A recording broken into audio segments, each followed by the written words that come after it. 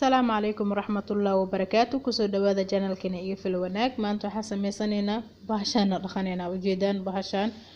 قعدت إذا مقليسو أيضا نسا وجيديني وقدودان تهمرك ما حاسة مينا يا مطورة يا مثل سيدي إيه أهاني سايدو سانها استعمالا يومي الأخلي لو بهانيا لو قد قدما وبحشا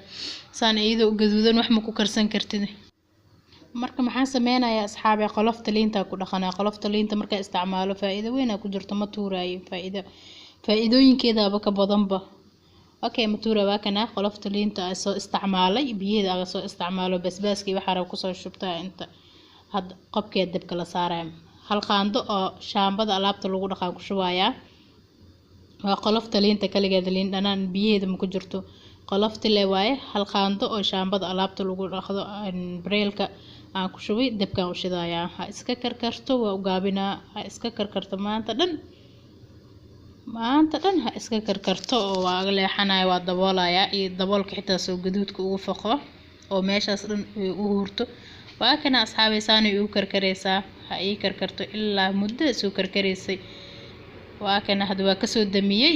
qaanda marka iyo liifka oo alaabta lagu dhaqaan la geliyay way ii fududaatay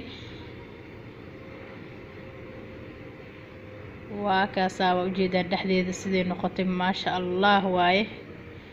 haddii hadaayadii aan dhihi lahaa qaandada la gelinaa ma ii dhaqi karin laakiin hadda wax asaasba ma ku dhagneenba oo iyada soo fujisay maasha Allah waa ka ka faa'iideyso waan